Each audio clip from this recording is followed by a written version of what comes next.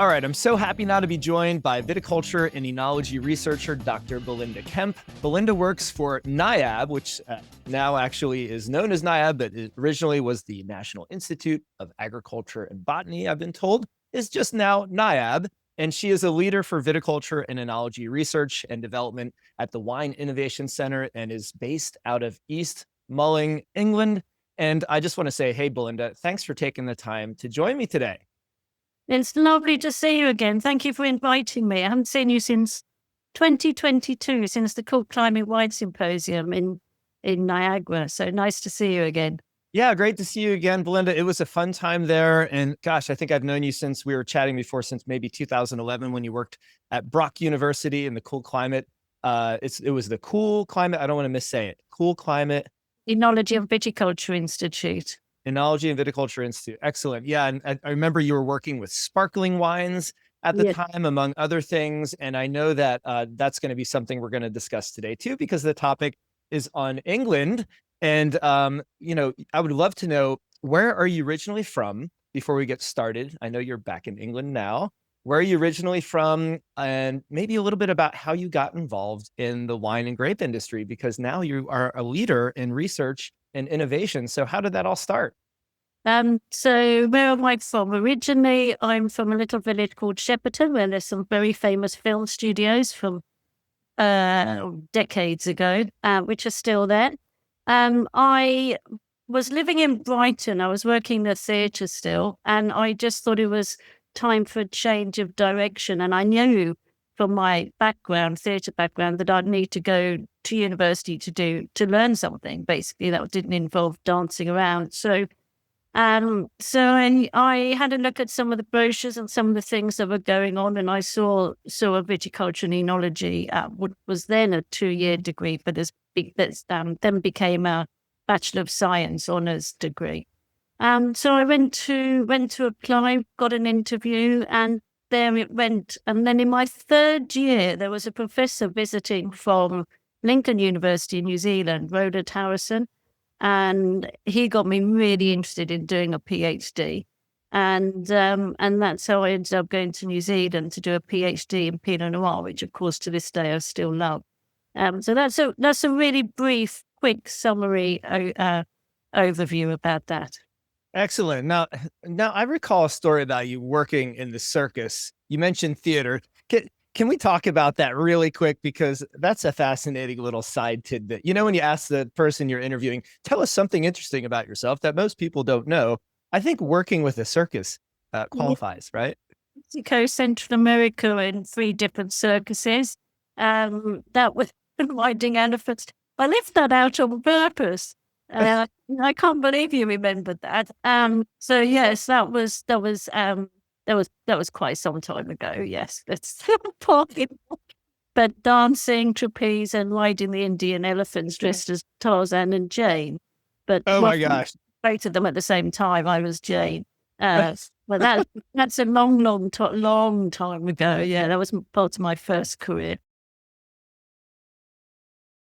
England's not necessarily the number one European country or country in general that people think about when they think about vineyards and wines, but there's a long history.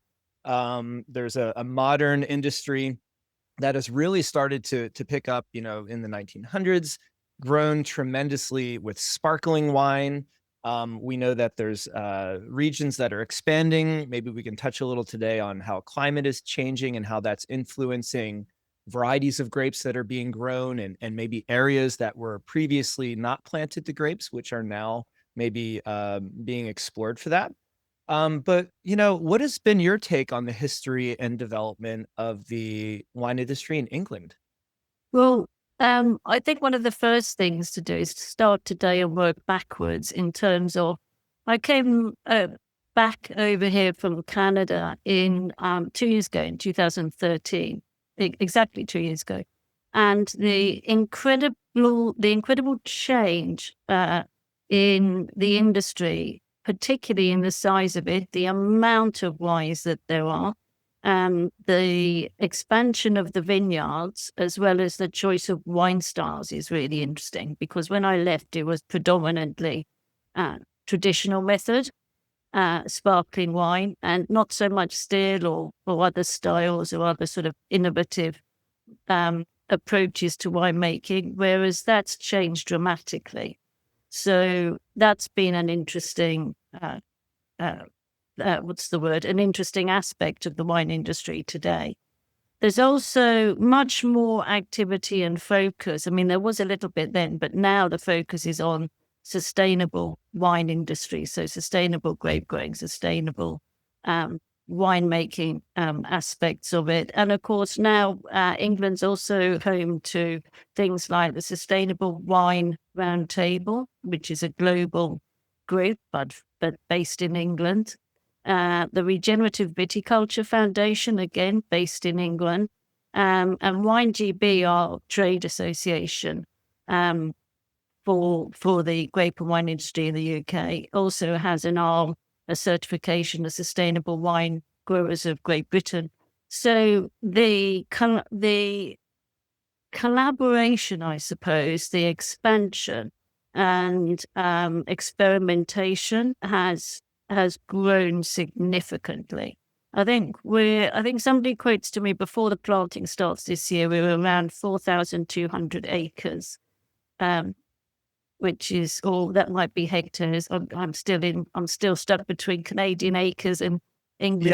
Yeah. Acres. So that's, about 2.4, if you want to do quick math, 2.5 hectare per acre. Yeah. I know that's not an exact number, but my apologies to England for that, because I should be in hectares for them. But the exact numbers are always available on the WineGB website as well. Okay. Which has a heap of information about the industry.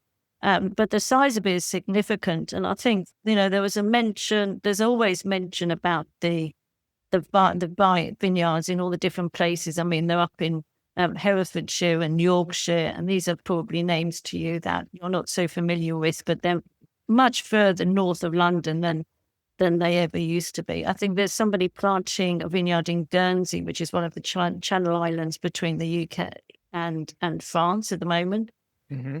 But from the figures last year, grapes in the UK, in terms of wine grapes, now make up 36% of England's soft fruit crop. I mean, that's a pretty big number compared to, goodness knows what that was 10 years ago. Wow. But it's pretty huge. And also the studies that are available through WineGB are saying that by 2032, they are expecting between 25 million and 29 million bottles. We talk in bottles here. You guys in Canada talk in cases.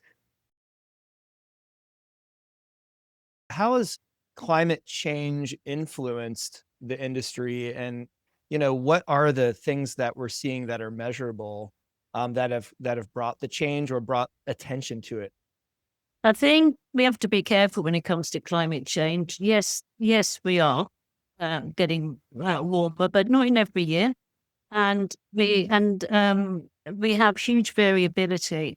Last year was miserable. It was so wet. And 2023 was lovely. And I'm only naming that from my point of view, because I hadn't been here for 10 years before that.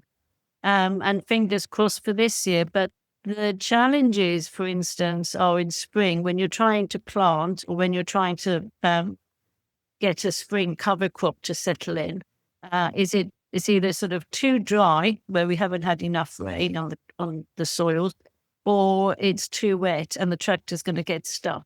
And so we have these sort of wet or dry springs, literally, which is challenging. And we used to have April showers, and they seem to be, how I feel is that these April showers we used to have when I was younger have changed into storms, much heavier rain and less warning. Well, that's always going to be the case. I suppose that was a silly thing to say, but what I meant was unpredictable and variable, I think, is the easiest way to describe it. We're still just coming out of the frost risk time at the moment for the buds. We're pretty clear here. I think we are generally this year. Yeah. 2023 was more of a frost risk year. We are our harvest dates seem to still be around October. Uh, we And used bud burst would be around then late April to early May. bud burst happened here between the first or second week of April on our vineyard site.